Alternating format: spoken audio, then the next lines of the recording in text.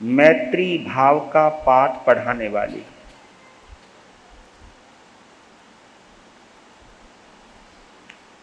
अहिंसा भगवती का एक विशाल रूप दिखाने वाली,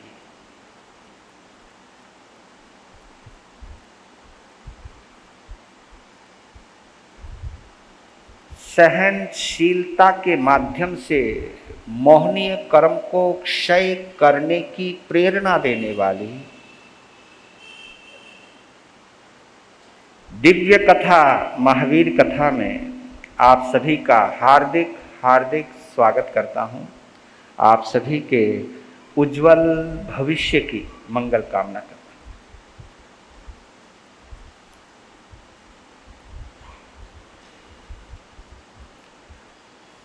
हमारे परम पिता परमात्मा प्रभु महावीर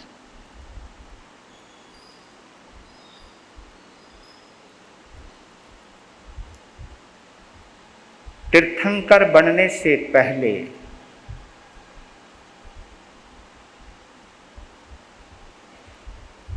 साधना काल में आने वाले उपसर्ग, कष्ट और परिसह की कितने रूप हैं, उस दौर से गुजर रहे हैं।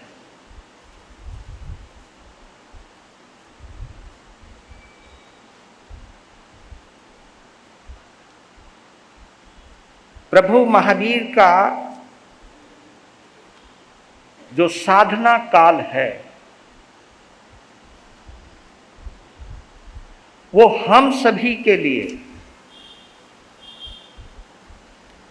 एक प्रेरणा देने वाला है।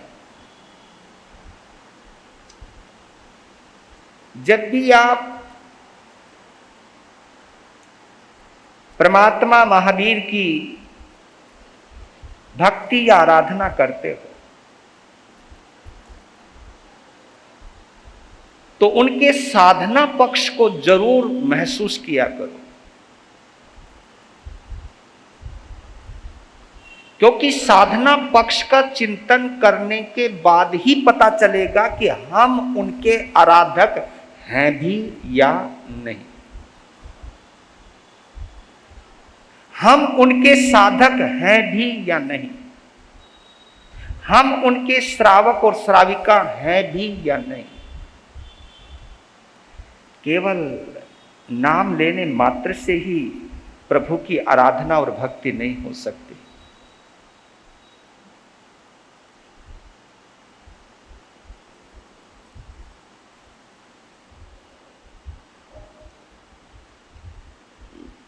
आपने विरथुई का नाम तो सुना ही है। वहां भगवान महावीर के लिए उन्हीं के शिष्य सुधर्मा स्वामी, जो विरथुई के रचयिता हैं और सूत्र कीर्तांग सूत्र के छठा अध्ययन है वो, जो विरथुई के नाम से प्रसिद्ध है।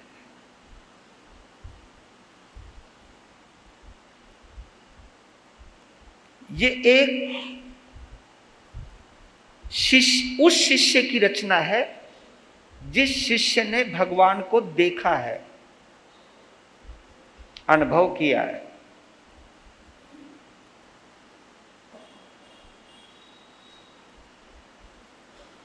तो वहां उन्होंने भगवान के लिए एक उपमा दी है।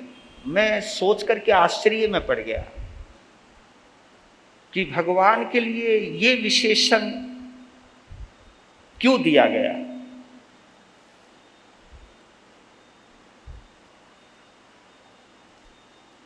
पहले विरथुई का ये गाथा हम दोहरा लेते हैं। जो है सुनाए जहवीस सैने,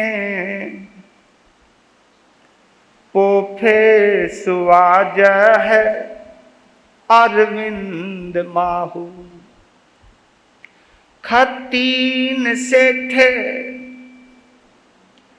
जहदंत वके,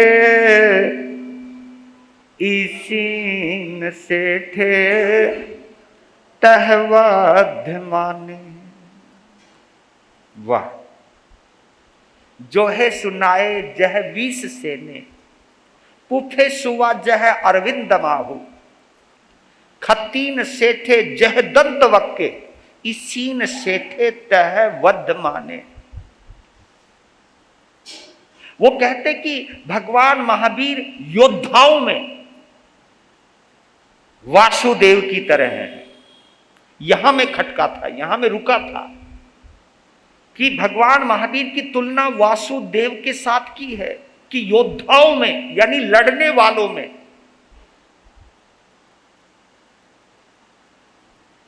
मेरे महावीर या प्रभु महावीर वासुदेव की तरह है। फूलों में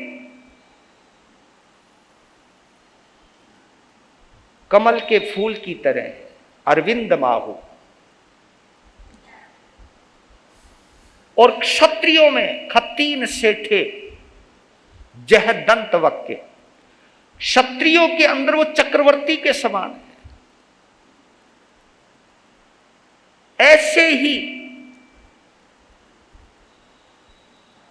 जैसे योद्धा वासुदेव होते हैं, फूलों में जैसे श्रेष्ठ कमल का फूल होता है और क्षत्रियों में जैसे चक्रवर्ती श्रेष्ठ होता है, ऐसे ही इसीन सेठे तहवद्ध माने, ऐसी ऋषियों के अंदर प्रभु महावीर श्रेष्ठ है।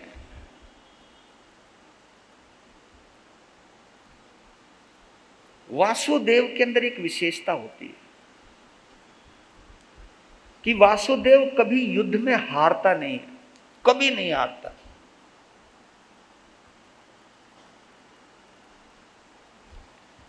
ये उपमा वहां से ली गई।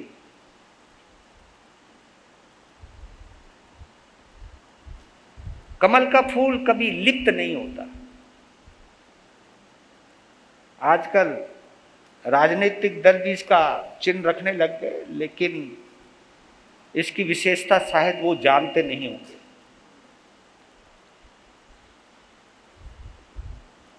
क्षत्रियों के अंदर जो चक्रवर्ती का रुतबा है वो गजब है। ऐसी ऋषि मुनियों में प्रभु महावीर हैं। प्रभु महावीर को हम जिनेंद्र भी कहते हैं। जिनेंद्र, जिन कहते हैं जीतने वाले को, और इंद्र कहते हैं स्वामी को। जिन्होंने अपने अपना युद्ध जीता है, ऐसे जिनों के भी वो इंद्र हैं, जिनेंद्र देव हैं, विजेताओं के भी विजेता हैं वो।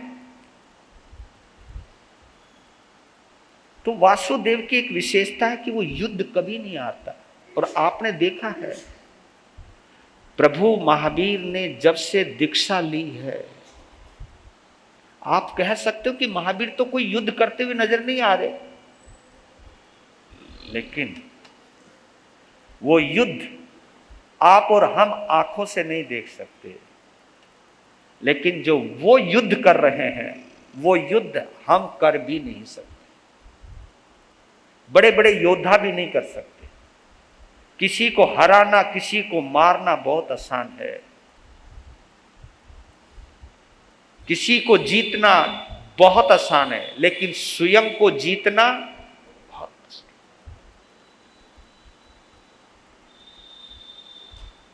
बल्कि एक बात कह दूं तो दिल तक पहुंच जाए तो महसूस कीजिएगा, मोहनीय कर्म हमें दूसरों से लड़ना सिखाता है। मोहनीय कर्म हमें दूसरों से लड़ना सिखाता है, लेकिन मैत्री भाव खुद से लड़ना सिखाता है।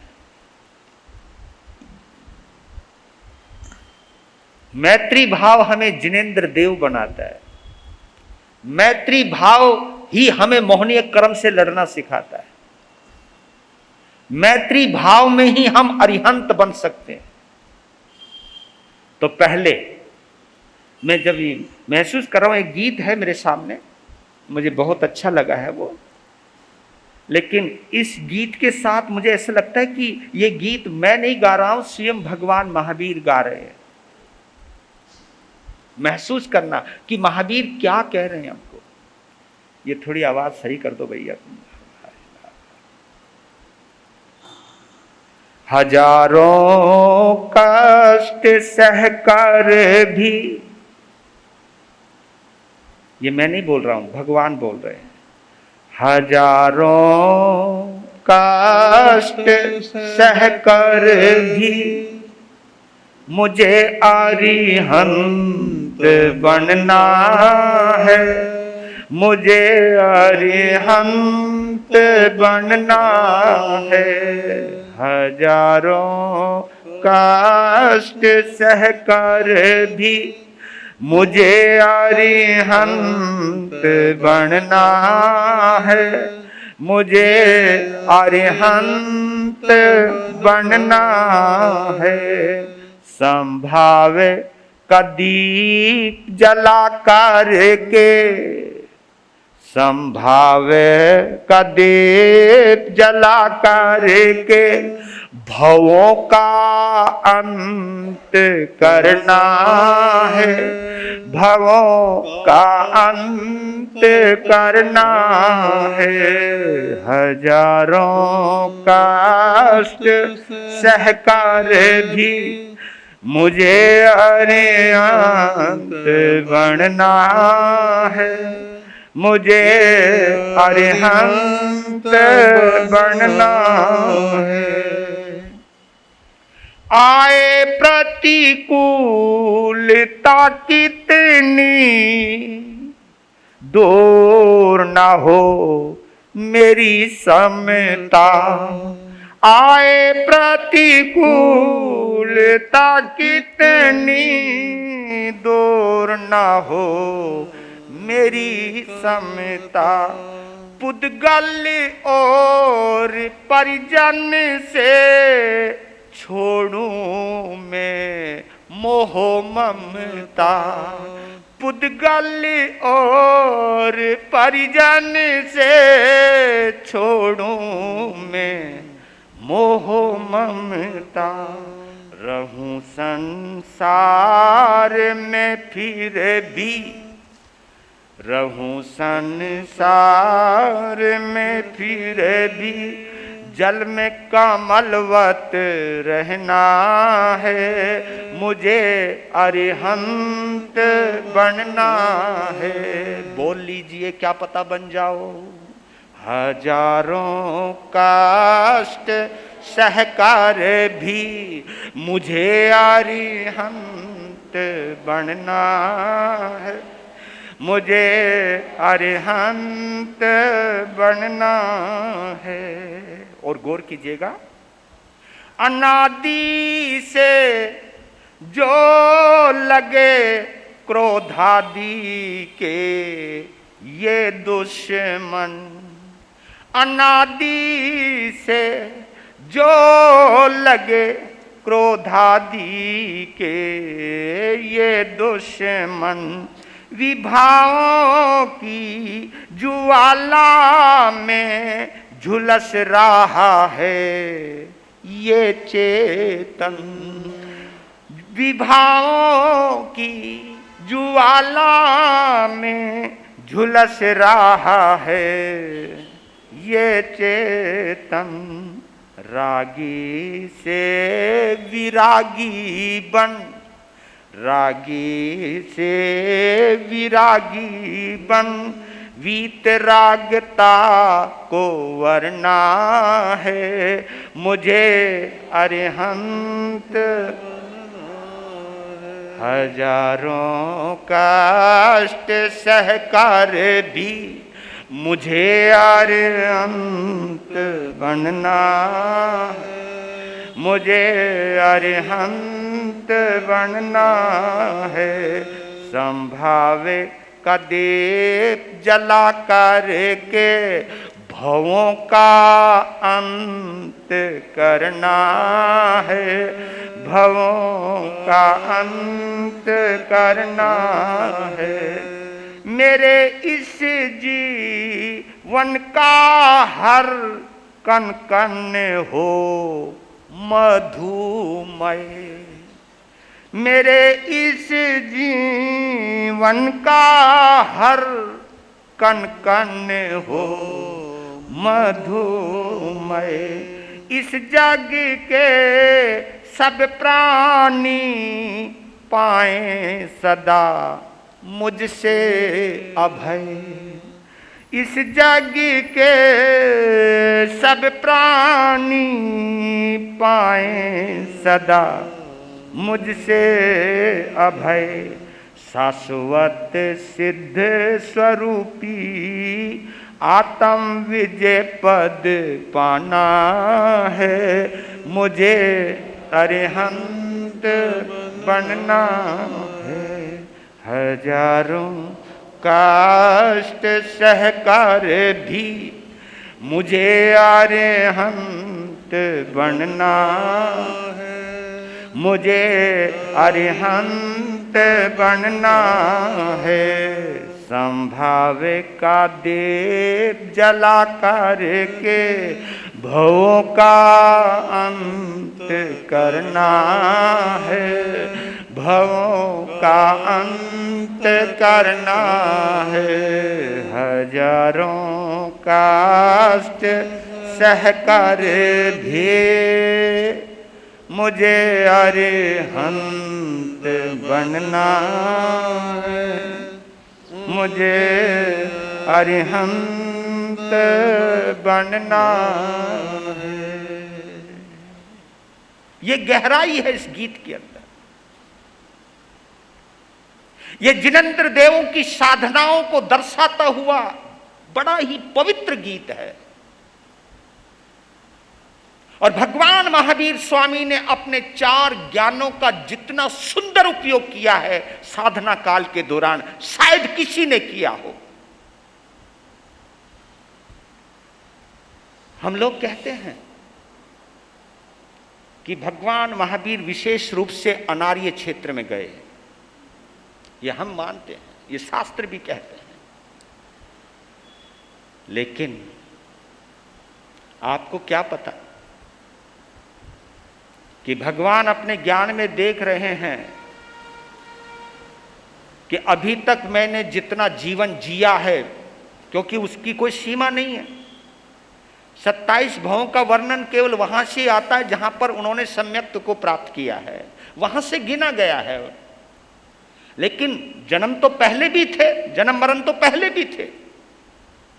मुझे ऐसा लगता है कि भगवान महावीर अपने ज्ञान में देख रहे हैं कि वो कौन कौन है जिन जिनका मुझे हिसाब किताब चुकता करना है। ये है वो साधना का कारण, ये है वो वजह कि महावीर पूरा हिसाब किताब चुकता कर देना चाहते हैं कि जिसकी देनदारी है मैं लौटा दूं, किसी का भी कर्जा अपने ऊपर ना रखूं। मैंने जिन जिन को अज्ञानवश मिथ्यात्वश जिन जिन को भी कष्ट दिया है मैं उनके द्वार खुद जाऊंगा और अपना हिसाब किताब चुकता करूंगा। अरे हम लोगों की तो ये फितरत है कि हम बुरा करके भी ये सोचते कि कोई मेरे साथ बुरा ना करे। ये फितरत हमारी, कभी भी गौर कर लीजिएगा। मैं किसी के साथ धोखा दूं लेकिन कोई मेरे साथ धोखा ना करे, ये फितरत है हमारी। भगवान महावीर ये कहते हैं कि जब तक एक का भी देनदारी मेरी रह गई तब तक मैं अरिहंत नहीं बन पाऊंगा। क्या बात है मेरे प्रभु।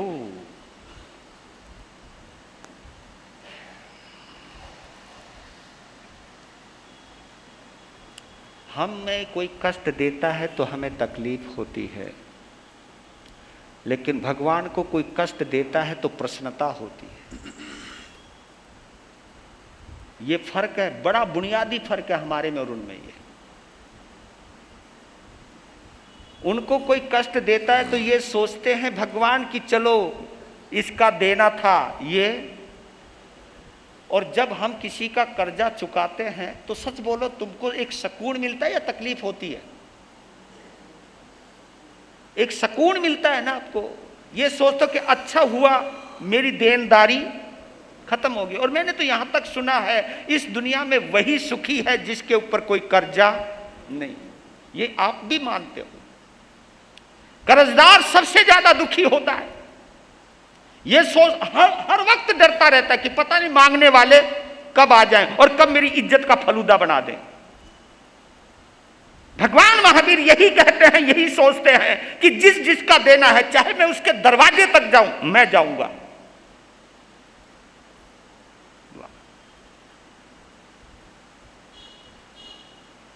हम तो कष्ट भोगते हुए और नए कष्टों का इंतजाम कर लेते हैं।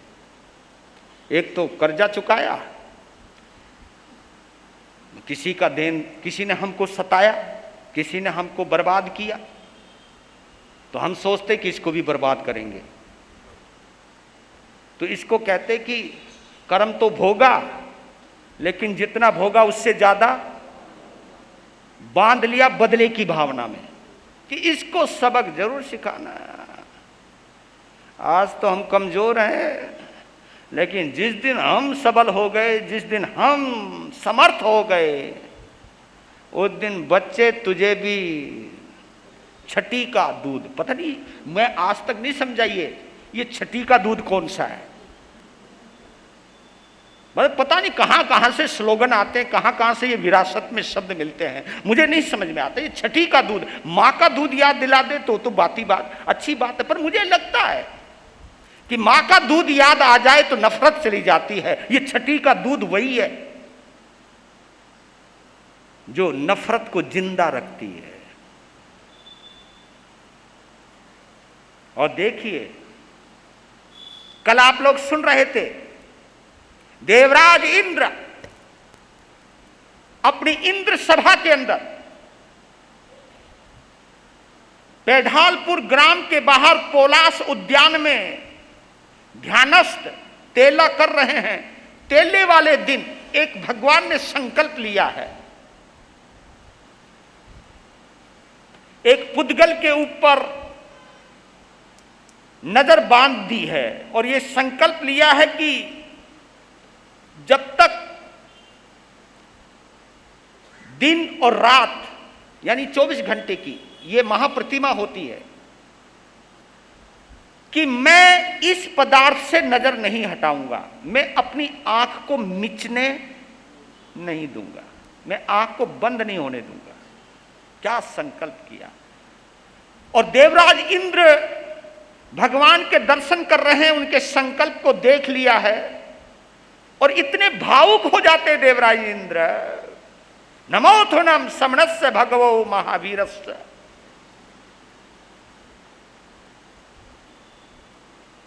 क्या कि धन्य प्रभु, धन्य, क्या संकल्प है। और यही भक्ति करते करते बोल गए कि जैसी मैंने वर्धमान में होने वाले तीर्थंकर में जो धीरता देखी है, जो तितिक्षा देखी है, जो ध्यान की गहराई देखी है, वो मैंने कहीं पर भी नहीं देखी। और कोई भी, चाहे मानव है, चाहे त्रियंच है, चाहे देव है, चाहे दानव है, कोई भी उनको उनके संकल्प से डिगा नहीं सकता। इसलिए हे देवताओं, हे देवियों, तुम्हारे इस स्वर्ग के वैभव के आगे, तुम्हारा ये स्वर्ग का वैभव मेरे भगवान की अंदर की मस्ती के आगे फीका है, फीका। इतने कष्टों में भी वो जितने अंदर से प्रसन्न हैं, सकून है, जितने सुखी हैं, जितने आनंदित हैं, उतने आनंदित तो हम इन सुख के साम्राज्य में रहते हुए भी नहीं है।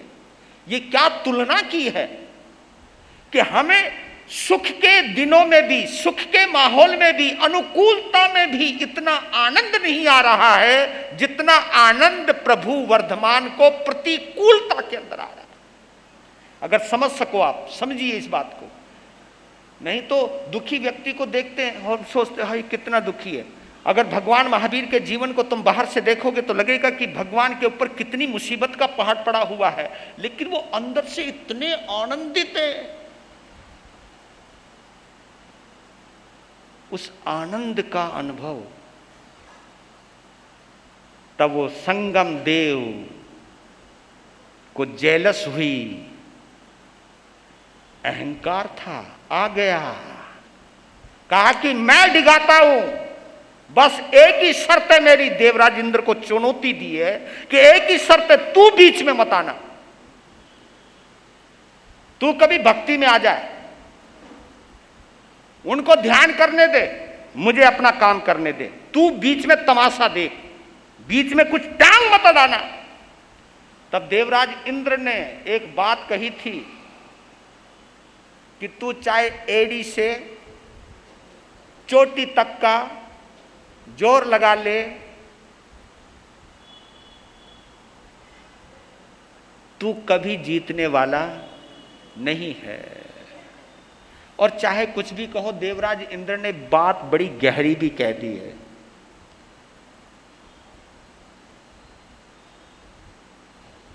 तुम किसी का बुरा करके अपना भला तो नहीं कर सकते। ये बात अंदर तक जानी चाहिए आपके। क्या बोला मैंने? किसी का बुरा करके तुम कभी अपना भला तो नहीं कर। बुरा करके अगर जीत भी जाओगे तो भी हार ही नसीब होने वाली है। ठीक है, आज तुम्हारा पुण्य का उदय काल है, तुम जो चाहे वो जुल्म कर सकते हो, जो चाहे तुम बुरा करके भी भला कहला सकते हो। ये हो सकता है क्योंकि पुण्य का करिश्मा है। ये पुण्य की ताकत है कि बुरा करके भी तुम अच्छा कहलाओ।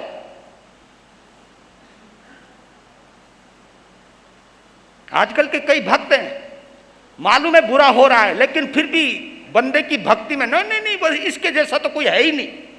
ये अंधभक्ति है।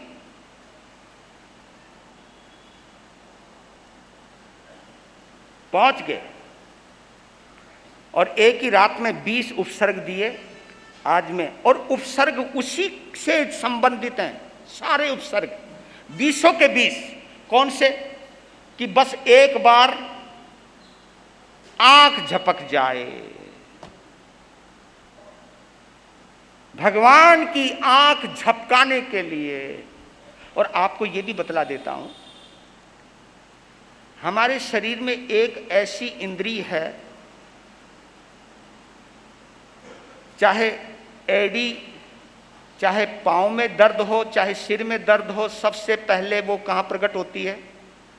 हमारी आंखों में। आंखों में प्रकट होती है। दर्द होना, ये आप देखना, आंख जरूर बंद होती है। दर्द कहीं और, आंसू, मुझे लगता है ये आंख है ना, पूरे अंग से जुड़ी हुई है, पूरे अंग से, रोम रोम से हमारी ये इंद्री जुड़ी हुई है। अगर एक बाल यहां पर भी फाड़ोगे ना तो उसका एहसास यहां होता है।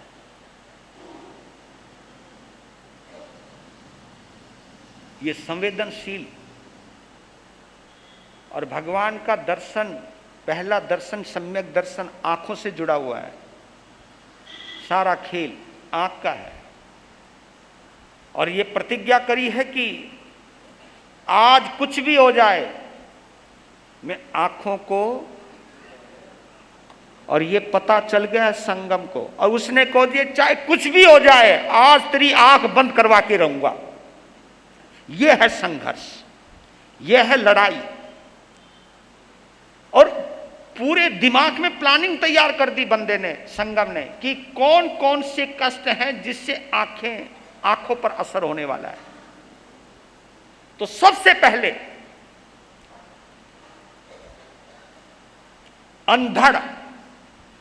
अंधड़ चलाया। अंधड़ उसको कहते जिसमें धूल है।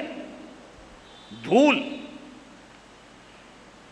इतना तूफान चलाया जिसमें धूल ही धूल है, धूल ही धूल है।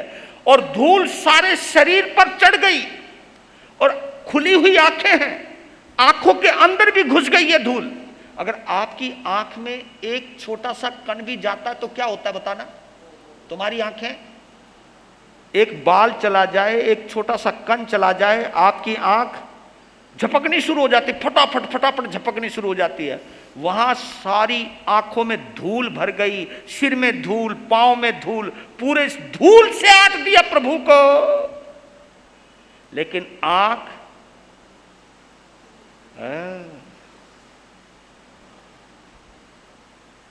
है ना कुछ बात, इसको कहते काया गुप्ती।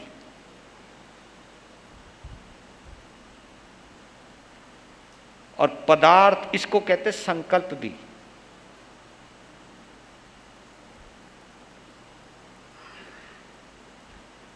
जब आंख धूल में भर गई फिर भी आंख खुली की, देखो आंखों में धूल भरी पड़ी है, लेकिन मजाल है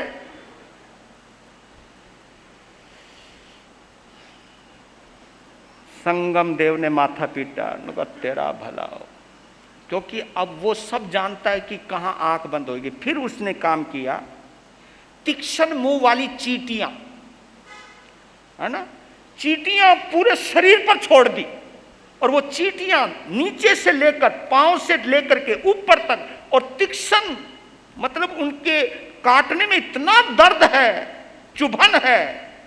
अगर चींटी भी काटती है तो तुम्हारी आंखें, होता है ना, इधर उधर ध्यान जाता है। महावीर पर कोई, फिर वो मच्छर बड़े वाले, ये तुम्हारे वाले मच्छर नहीं जो ऑल आउट से दूर चले जाते हैं, ऐसे ये वाला मच्छर नहीं, वो मच्छर स्पेशली होगा, क्योंकि देवता है, वो अपने लाखों रूप बना सकता है, और हर मच्छर के अंदर संगम छुपा हुआ है, हर मच्छर में संगम छुपा हुआ है। और जो हराने के लिए आया है, जो डिगाने के लिए आया है, उसके डंक मारने की भी तो अपनी ही तीक्ष्णता रहेगी। चारों तरफ से मच्छरों का आक्रमण, और काट रहे मच्छर, डंक मार रहे, यहां तक कि जितने रोम होंगे ना, जितने रोम थे उतने मच्छर तैयार कर दिए। हमारे शरीर में 3.5 करोड़ रोम है, तो हर रोम के ऊपर मच्छर बैठा दिया और डंक पर डंक लगवाया, लेकिन मजाल है फिर भी आंख है। तभी तो कहता हूं कि भगवान का जब तुम ध्यान करो ना, भगवान का जब जयकारा लगाओ, भगवान की जब पूजा करो, तो ये वाला रूप जरूर लाया करो। ऐसे नहीं बने वो परमात्मा, ऐसे नहीं बने वो परम पिता परमात्मा, ऐसे नहीं बने वो अंतिम तीर्थंकर।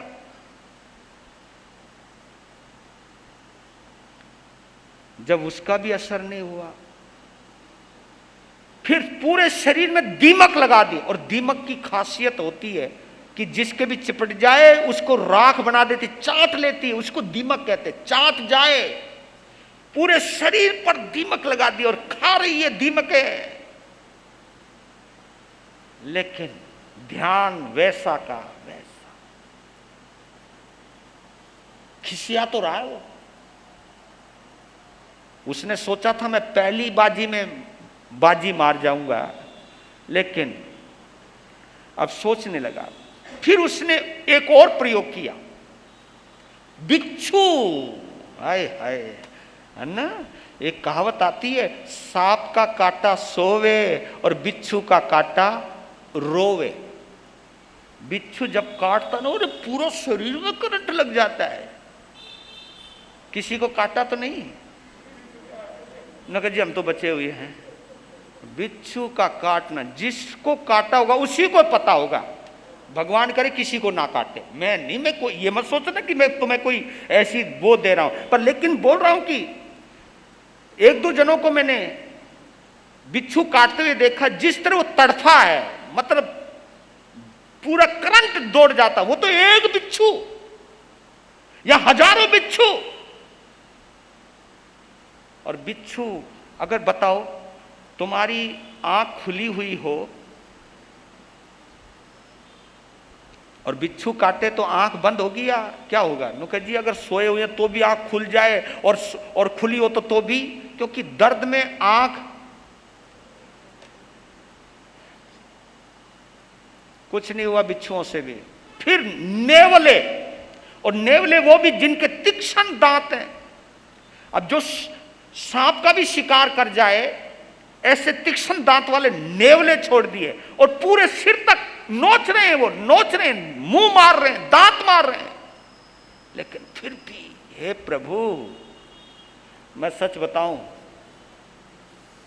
ये तो इतने कष्ट सुना रहा हूं मैं, तो मुझको तो इतना डर लग रहा कि एक आंधी भी मैं सहन नहीं कर पाता रहे। लेकिन मेरे प्रभु, तुम्हारी धीरता, तुम्हारी गंभीरता, तुम्हारी सहनशीलता अद्भुत अद्भुत। फिर विषधर नाग, और वो ना, आपने पता नहीं दांत वाला सांप देखा या नहीं देखा, बहुत उसके तीक्ष्ण दांत होते हैं। और वो नाग भी जगह जगह डंक मार रहे हैं, लेकिन फिर भी कोई कंपन नहीं। मेरे तो सुनाते सुनाते रोंगटे खड़े हो रहे हैं, लेकिन भगवान का एक रोंगटा भी खड़ा नहीं।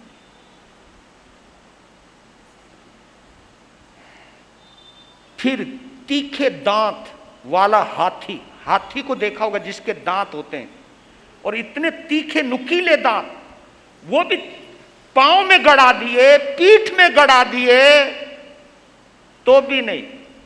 धक्का देके नीचे गिरा दिया, ऊपर से पांव रख दिया, लेकिन आंख नहीं झपकी। ओए होए होए होए, आंख में कहीं फर्क नहीं।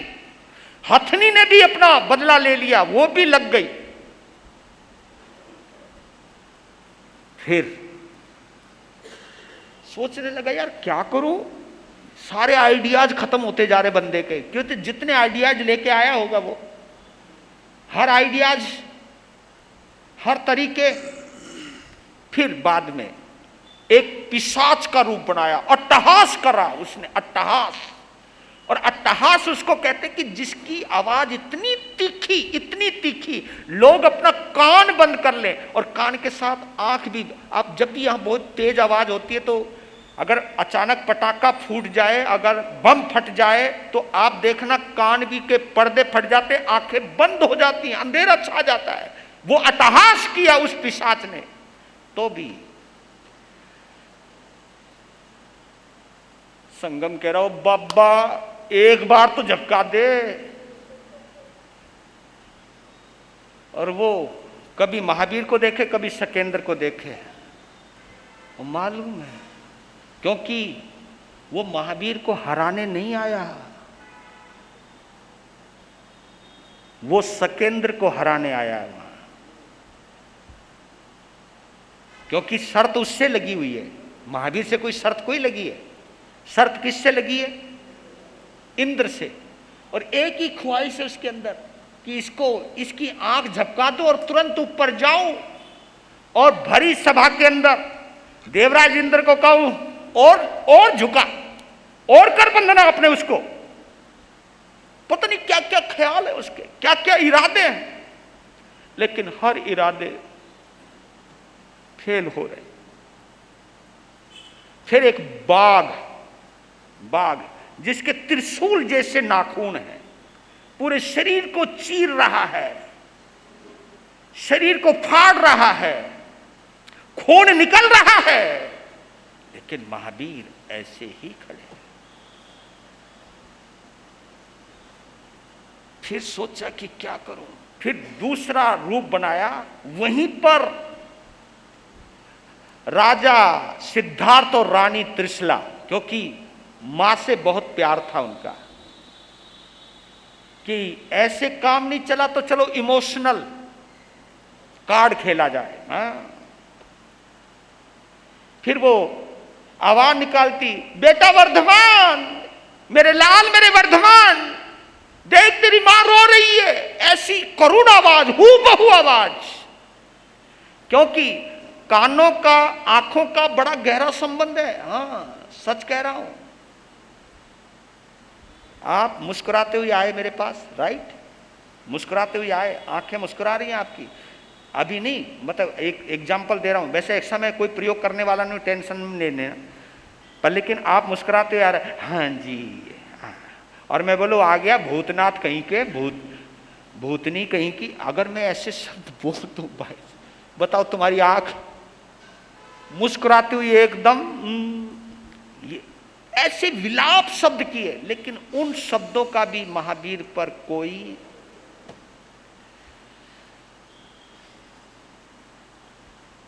फिर एक और काम किया। एक ग्वाले जैसा भेष बनाता है वो, और खीर पकाने के लिए मटके में लाता है, ईंधन बीरता है, और दो पांव के बीच में, क्योंकि भगवान के पांव के बीच में थोड़ा सा डिस्टेंस है, उसके बीच में वो लकड़ियां लगाता है, आग जलाता है और उसके ऊपर डेगची रखता है। आप देखो ना, अगर आपके पांव का तलवा सबसे ज्यादा सख्त होता है, सबसे ज्यादा सख्त होता पांव का तलवा, और उस तलवे के नीचे भी अगर जलती हुई सिगरेट आ जाए तो आप एकदम उछल के पड़ते हो। और वहां तो आग लगा दी, कितना झुलस गया होगा पांव, लेकिन महावीर की आंख नहीं झपकी। फिर पक्षियों के पिंजरे, उसने पक्षियों का रूप बनाया और पिंजरे इस तरह लगाए महावीर के चारों तरफ, जहां से उनकी चोंच महावीर के शरीर को नोच सके, नोच नोच के खा सके। ये भी फेल हो गया। फिर तीखी तेज हवा चली, और तेज हवा में भी आंखें बंद होती हैं, तो भी बर्फीली हवा, ओए होए, बर्फीली बरसात, वो भी फेल। हवा का भंवर चला दिया, जैसे आपने कहीं देखा होगा भंवर होता है हवा का, उसके अंदर कोई फंस जाए तो पत्ते भी घूमने लग जाते हैं, तो वो भंवर चलाया जहां महावीर का शरीर पूरी तरह घूम गया। लेकिन कमाल है, आंख वहीं की वहीं, शरीर घूम रहा है लेकिन आंख नहीं घूमने पाई। फिर काल चक्र का एक ऐसा प्रहार किया कि महावीर पांव सहित जमीन में घुटनों तक गड़ गए, लेकिन आंख नहीं झपकी रे।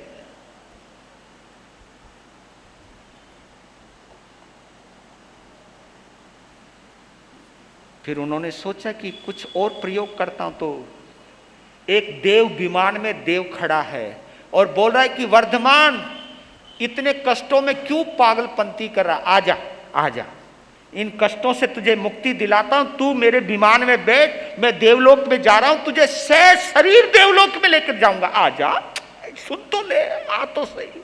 लेकिन महावीर फिर आखिरी प्रयोग किया उसने, ये 20वां उपसर्ग, अप्सराएं उतार दी, उनके अंग प्रत्यंग का वो जो भी अश्लील दृश्य होते हैं वो सब अंग प्रदर्शन करवाया। फिर अप्सराओं को कहा कि महावीर के जो जो, क्योंकि हमारे बॉडी के अंदर कुछ नाजुक पार्ट्स होते हैं, कुछ पॉइंट होते हैं जिनको हम सेक्सुअल पॉइंट भी कहते हैं, तो उन पॉइंट के ऊपर तुम हरकतें करो ताकि कुछ भी विकार पैदा होगा तो आंखें झपकेंगी। वो सब कर लिया रे, दिन निकल गया, लेकिन महावीर की आंख नहीं झपकी। जैसे दिन निकल गया, और देखो पहले कष्ट के वक्त, पहले उपसर्ग के वक्त चेहरे पर जो लालिमा थी, जो प्रसन्नता थी, वही प्रसन्नता दिन निकलने के मतलब वहां कोई फर्क नहीं, क्योंकि अंदर कुछ भी फर्क पड़ता, इसको कहते संभाव, इसको कहते बैलेंस ऑफ माइंड, इसको कहते संभाव। अगर कुछ भी एक तनिक सा भी फर्क पड़ता तो सबसे पहला प्रभाव आंख के ऊपर आने वाला था, आंख के ऊपर आने वाला था। क्या संकल्प के धनी होंगे रे। और इसके अंदर बताओ सबसे बड़ा रोल, अगर उस वक्त मोहनीय कर्म अगर प्रबल होता तो आंखें झपकती या खुली रहती, क्या रहता। ये सारा खेल मैत्री भाव का है, और वो इतने तल्लीन हो गए हैं, इतने लीन हो गए हैं। दिन निकल गया, लेकिन चेहरे पर वही प्रसन्नता। अब हम और तुम विश्लेषण कर लें अपना, इनमें से एक भी कष्ट आता और तुम कोई संकल्प कर लेते ऐसा, तो तुम फेल होते या पास? आज ही मैं भी फेल हो जाता, मैं तो हुई फेल आदमी। लेकिन कई ऐसे संत हैं जो शरीर के बहुत गजब की साधना करने वाले हैं, मैं उनको भी, उन्होंने शरीर को साधा हुआ, मैं उनको भी नमन करता हूं। लेकिन शरीर के साधने वालों के चेहरे के रंग उतरते रहते हैं, क्योंकि अभी उन्होंने शरीर साधा है, मन नहीं साधा। जबकि महावीर ने शरीर के साथ साथ मन को भी साध रखा है, मन को मोहनीय कर्म से अलग किया हुआ है। ये साधना तभी संभव है। जैसे दिन निकला, प्रतिज्ञा पूरी हो गई, महावीर ने विहार किया और संगम देव देख रहा है, जा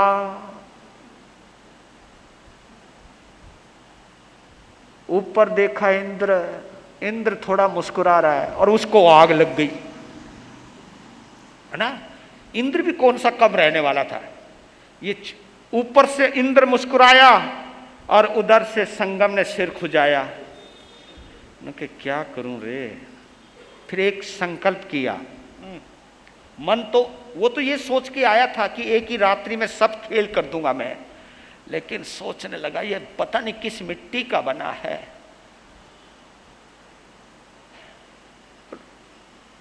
तो पीछे से कहता है, ओ महावीर, मैं तेरा पिंडा छोड़ने वाला, चल चल। कहां चलेगा? महावीर ने विहार किया है, अब हम भी थोड़ा विराम ले लेते हैं ना, क्योंकि आज कुछ आवश्यक क्रियाएं भी होंगी, शायद उपाध्याय भगवान को भी बोलना है।